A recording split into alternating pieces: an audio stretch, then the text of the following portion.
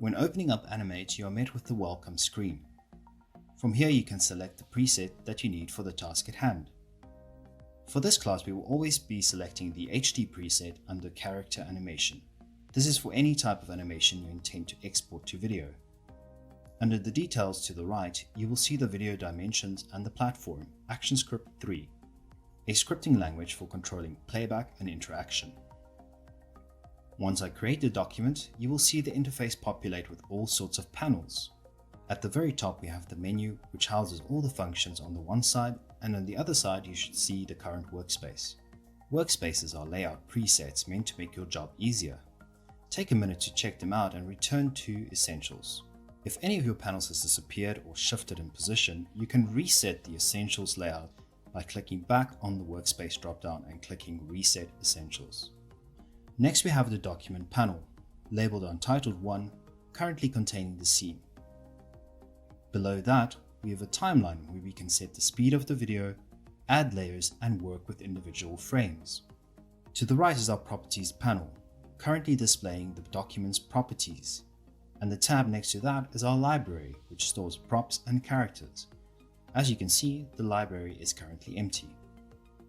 Finally, to the far right is our Tools panel, and you'll notice that the default tool selected is the Selection tool, used for moving objects and modifying drawings. The stage, similar to an artboard or canvas, is where all the action takes place. This represents what is currently in the frame of your video. Drawings outside of it will not appear unless they move into frame later. I'm quickly drawing a few shapes, some ovals and rectangles, so we can have a look at how to move about the stage and work more accurately.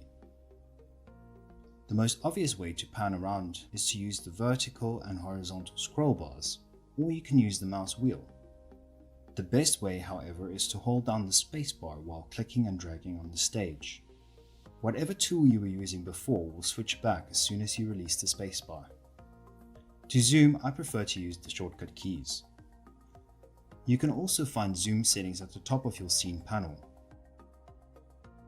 or in the View menu.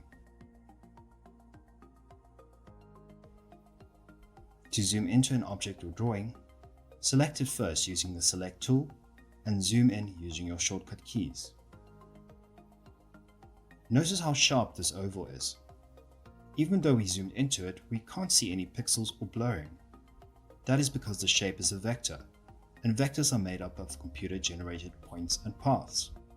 We don't ever lose any quality until we export the animation to an image or video format.